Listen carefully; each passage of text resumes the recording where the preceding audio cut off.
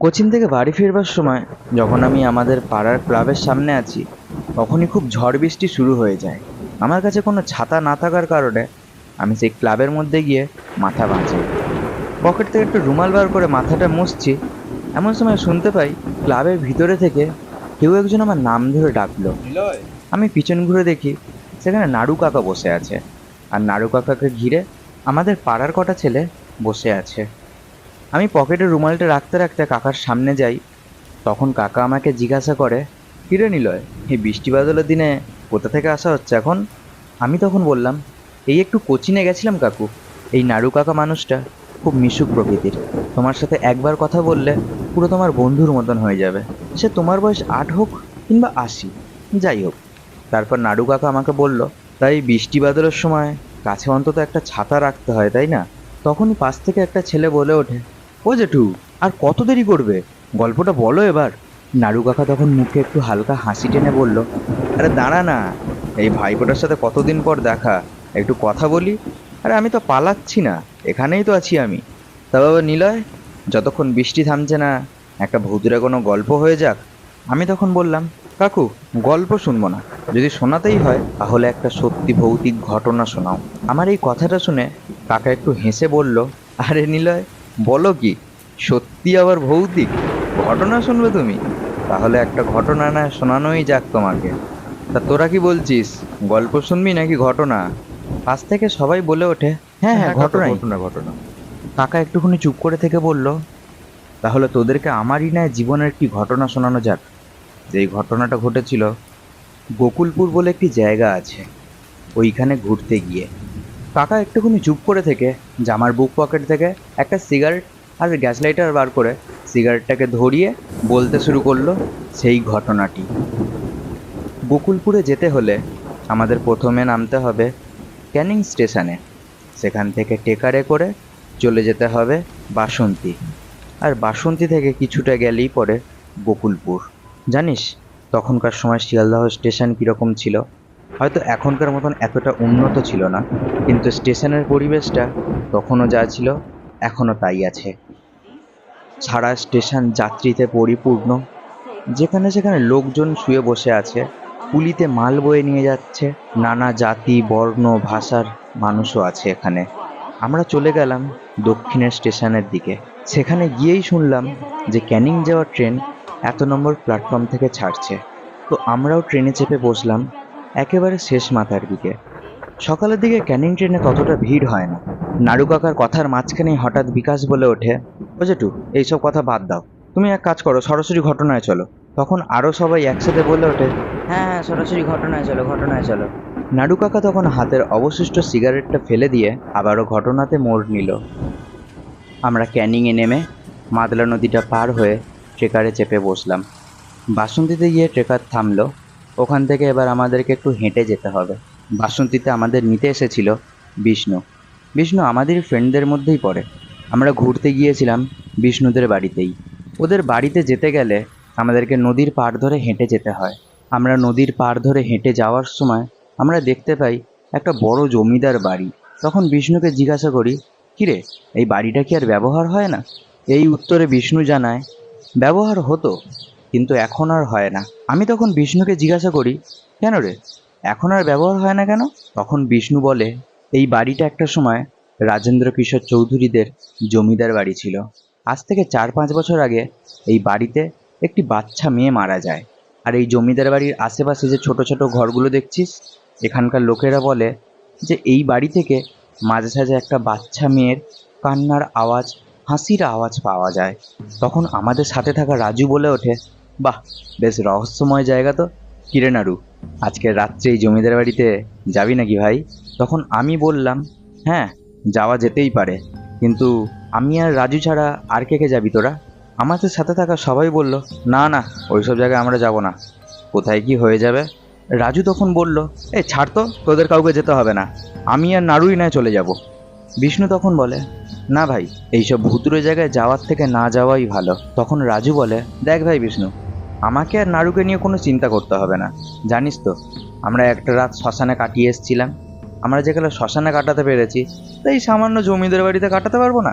তখন বিষ্ণু বলে, শ্মশান আর এই জমিদার বাড়ি নিয়ে পার্থক্য করিস না, এই দুটো জিনিস পুরো আকাশ পাতাল পার্থক্য। তখন আমি বলি, কিসের আকাশ পাতাল পার্থক্য? শ্মশানে লোক মারা যাওয়ার পরে যায়, আর এখানে না একটা বাচ্চা মেয়ে মারা গেছে, তোরা এটা নিয়েই ভয় পাচ্ছিস। বিষ্ণু তখন বলে, আচ্ছা ভাই, এরকম ঝগড়াঝাটি না করে ঘরেতে চ, অনেকটা রাস্তা এসেছিস, রেস্ট নে, তারপরে কথা বলবো না। আমরা সবাই ঠিক আছে বলে চুপ করে গেলাম। বিষ্ণুদের বাড়িতে গেলাম, ফ্রেশ হয়ে একটু রেস্ট নিয়ে তারপর পাড়া ঘুরতে বেরোলাম। তখন একটু বিকেল বিকেল মতন হয়ে গেছে। আমরা ঘুরে ফিরে আবারও আসলাম সেই জমিদার বাড়ির কাছে।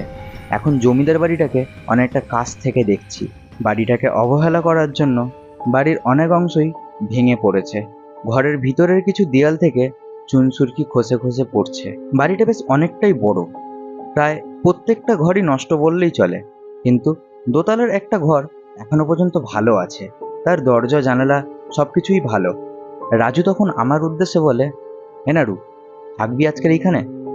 আমি তখন বললাম, হ্যাঁ, না থাকার কি হয়েছে, এত দূরে এসেছি যেখানে একটা অ্যাডভেঞ্চার তো করে যাই। বিষ্ণু তখন আবারও বলে ওঠে, দেখ ভাই, তোদেরকে এখনো বারণ করছি, এইসব চিন্তা ভাবনা মাথা থেকে ঝেড়ে ফেল, না হলে পরে কিন্তু বিপদে পড়বি। তখন আমাকে বলবি না যে আমি তোদেরকে এখানে থাকতে বারণ করিনি।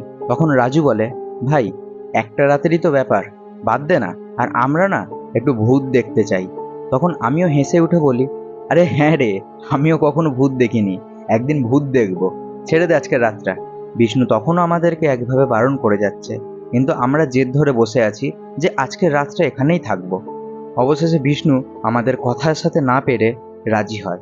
আমরা রাতের খাওয়া দাওয়া করে চলে যাই সেই জমিদার বাড়িতে। দোতলার সেই ঘরটাকে ভালোভাবে পরিষ্কার করে বিছানা পেতে দিয়ে যায় বিষ্ণু। আমাদের কাছে একটা হ্যারিকেন আর একটা টর্চ লাইট দিয়ে যায়। রাত এখন 10টা মতন বাজে। গ্রামের প্রত্যেকটা লোক এখন ঘুমিয়ে পড়েছে, কিন্তু আমাদের চোখে তখন এক ফোঁটাও ঘুম নেই। কিছু একটা খুঁজছি। আমি আর রাজু একটা সিগারেট নিয়ে আমাদের ঘরের পাশের একটা ভাঙা ঘরেতে গিয়ে বসি। সেই ঘরের একটা সাইডের দেয়ালটাই ভেঙে গেছে, আর সেখান থেকে নদীর মৃদু হাওয়া গাটাকে শীতল করে দিয়ে যাচ্ছে। আমাদের সিগারেটটা তখন শেষ হয়ে এসছে। তখন আমাদের পাশের ঘর থেকে, মানে যেই ঘরটাতে আমরা থাকবো বলে বিছানা করে রেখেছি, সেখান থেকে একটা আওয়াজ আসে। আমি ওখানে গিয়ে দেখি বিষ্ণু যে হারিকেনটা দিয়ে গেছিল আমাদেরকে, সেই হারিকেনটা বিছানার উপর উল্টে পড়ে আছে, আর হারিকেন থেকে তেল পড়ছে বিছানায়। কিন্তু বিছানার উপর হারিকেনটা আসলো কোত্থেকে? আমরা যখন পাশের ঘরে যাই তখন তো হারিকেনটা রাখা ছিল দরজার কাছে। রাজু ছুটে গিয়ে হারিকেনটাকে তুলে বলল, কিরে, হ্যারিকেনটাকে কোথায় রেখেছিলিস? আমি তখন বললাম, হ্যারিকেনটা তো দরজার কাছে রাখা ছিল। রাজু তখন বলল, তাহলে এই বিছানার উপর আসলো কোত্থেকে? আমি তখন বলি, হয়তো আমারই কোনো দেখতে ভুল হয়েছিল, তুই এক কাজ কর, বিছানার পাশে যে আরেকটা কাঁথা পড়ে আছে ওই কাঁথাটা পেতে দে। রাজু যখন কাঁথাটা পাততে যায় তখন আমি শুনতে পাই যেই ঘরটায় আমরা বসেছিলাম সেই ঘরে নূপুরের আওয়াজ। তখন আমি রাজুকে বলি, হে রাজু, তুই কি কোনো নূপুরের আওয়াজ শুনতে পেলি? রাজু তার উত্তরে জানায়, কই, না তো। আমি তখন দরজার পাশে রাখা সেই টর্চ লাইটটা নিয়ে ওই ভাঙা ঘরটার দিকে যাই। সেখানে গিয়ে টর্চ লাইটের আলোটা ফেলতেই দেখতে পাই সেই ধুলো জমা মেঝের উপরে একটা নূপুর পড়ে আছে। আমি যখনই নূপুরটা তুলতে যাব তখনই মনে হলো কেউ আমার ঘাড়ের কাছে এসে ফিসফিসিয়ে কিছু একটা বলে গেল। আমি ভয় পেয়ে যখনই পিছন দিকে ঘুরে তাকালাম তখন দেখি একটা বাচ্চা মেয়ে আমার সামনে দাঁড়িয়ে আছে। তখনই রাজু আমাকে ধাক্কা দিয়ে বলে, কিরে, কি ভাবছিস তুই? কখন থেকে ডাকছি, এক মনে চুপচাপ বসে আছিস, কি হয়েছে তোর? আমি তখন দেখি আমি আর রাজু যেই ভাঙা ঘরে বসে সিগারেট খাচ্ছিলাম আমরা সেখানেই বসে আছি। তাহলে আমি যে নূপুরটা দেখলাম আর আমার সামনে যে বাচ্চা মেয়েটাকে দেখলাম, সেটা কি আমি ভাবছিলাম এতক্ষণ? আমি এইসব কথাগুলো রাজুকে বলতে রাজু একটু হেসে বলল, তুই না আসা থেকে এই বাড়িটাকে নিয়ে অনেক ভাবছিস, তাই মনে হয় তুই এইসব ইমাজিন করেছিস।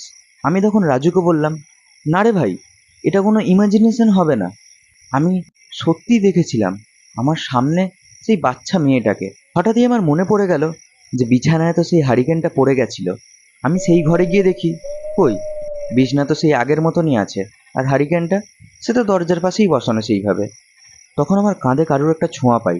আমি ঘাড় ঘুরিয়ে দেখি আমার পাশে রাজু দাঁড়িয়ে। রাজু তখন বলছে, দেখ ভাই, এইসব নিয়ে বেশি চিন্তা করিস না, রাত অনেক হয়েছে, চ এবার ঘুমাতে যাই। আমি তখন আমার হাত ঘড়িতে সময়টা দেখি সবে 10টা 15। আর আমিও তখন বললাম, ঠিক আছে, চ তাহলে শুয়ে পড়ি। বিছানায় শুয়ে শুয়ে আমি ভাবছি যে আমি কি এই জিনিসগুলো ইমাজিনেশন করলাম, নাকি এটা সত্যি ছিল। আর আমি যে মেয়েটাকে দেখলাম, এটা কি সেই মেয়েটা, যেই মেয়েটা এই বাড়িতে মারা গিয়েছিল? এইসব কথা ভাবতে ভাবতে আমি ঘুমিয়ে পড়ি। আমার ঘুম ভাঙলো কিছু একটা আওয়াজে। আমি যখন আমার পাশে দেখি রাজু তার নিজের গলাটাকে চেপে ধরে আছে আর মুখ থেকে একটা গোঙানির আওয়াজ বের করছে। আমি তখন রাজুকে ধাক্কা দিয়ে ডাকি, এই রাজু, রাজু, এই কি হয়েছে? ওরকম করে নিজের গলা চেপে আছিস কেন?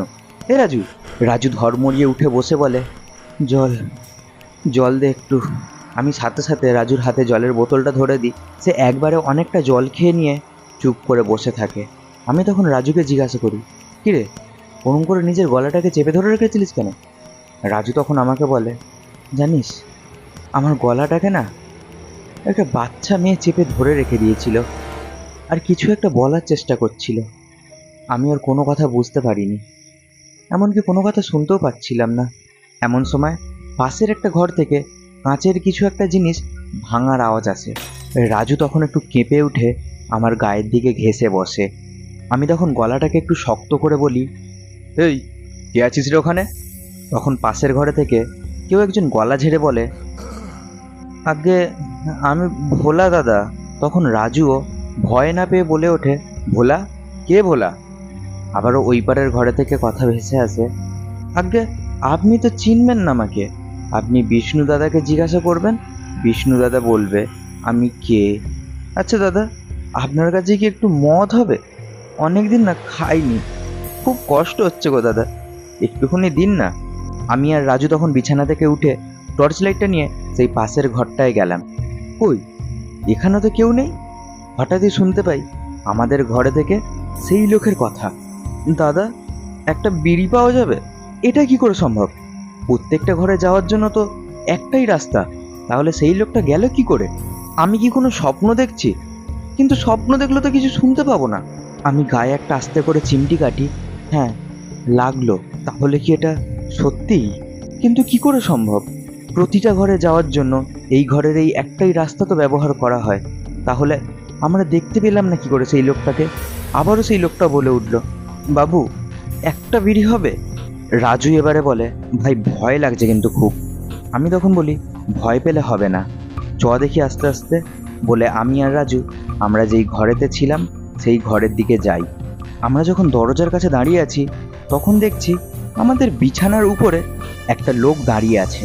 আমরা বুঝতে পারি এই সেই লোক যে একটু আগে তার নাম বলেছিল ভোলা। লোকটার পরনে শুধু একটা নোংরা ধুতি ছাড়া আর কিছুই নেই। সেই লোকটা আমাদেরকে দেখে আমাদের দিকে ছুটে এসে রাজুকে বলে, দাদা, একটা বিড়ি দিন না, একটা বিড়ি। রাজু তখন বলল, আমাদের কাছে বিড়ি নেই।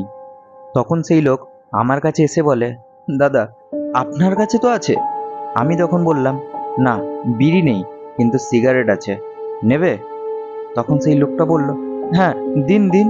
আমি বালিশের পাশ থেকে সিগারেটের প্যাকেটটাকে নিয়ে একটা সিগারেট সেই লোকটার হাতে দিই। লোকটার সাথে সাথে সিগারেটটা নিয়ে সেই ভাঙা ঘরের দিকে ছুটে চলে গেল এবং সেই ভাঙা জায়গা থেকে নিচে লাফ দিল। আমরা দুজনে সেই জায়গায় ছুটে গিয়ে দেখি যেখান থেকে ভোলা একটু আগে লাফ দিল সেখানে কিচ্ছু নেই, পুরো জায়গাটা পরিষ্কার হয়ে আছে। রাজু তখন বলল, এতটা উপর থেকে লোকটা লাফ কাটার পর গেল কোথায়? কোনোভাবেই তো কোনো হিসাবকে মেলানো যাচ্ছে না। দেখ, তুই প্রথমে ইমাজিন করলি একটা বাচ্চা মেয়েকে, তারপর আমি স্বপ্ন দেখলাম একটা বাচ্চা মেয়ে আমার গলা টিপে ধরে আছে। তারপর এই লোকটা প্রথমে ছিল এক ঘরে, যখন আমরা সেই ঘরটায় গেলাম সেই লোকটা চলে আসলো আবার আমাদের ঘরে। তারপর এই লোকটা এখান থেকে লাফ কাটলো নিচে, আর তার কিছুই হলো না। আর গেলটাই বা কোথায়? ভাই, থাকবো না এখানে, চ এক্ষুনি বেরিয়ে যাই। রাজু এই কথাটা শেষ করে যখনই পিছন ঘুরে তখনই নিচের ঘরে থেকে একটা মেয়ের হাসির শব্দ শুনতে পাই। এই ঘটনাগুলোর পরে থেকে আমরা এতটাই ভয় পেয়ে গেছি যে এবার আমরা আমাদের নিজেদের মনকেই বোঝাচ্ছি এটা হয়তো কোনো কল্পনা কিংবা কোনো স্বপ্ন, আমাদের এক্ষুনি হয়তো ঘুম ভাঙবে বা আমাদের এক্ষুনি হয়তো চেতনা ফিরবে। কিন্তু না, এটা বাস্তব, আর বাস্তবকে সবসময় মেনে নিতে হয়। আর এদিকে রাজু ভয়েতে কাঁপছে, সে কিছু কথা বলতে পারছে না, শুধু একবার বলেছিল, ভাই দাঁড়াস না এখানে, এক্ষুনি বেরিয়ে চ। আমরা যখন সিঁড়ির কাছে আসি তখন সেই হাসিটা বন্ধ হয়ে গিয়ে তখন সেখান থেকে আসছে কান্নার আওয়াজ। আমরা কোনো রকমে ঘর থেকে বেরিয়ে সোজা ছুটে চলে যাই বিষ্ণুদের ঘরেতে।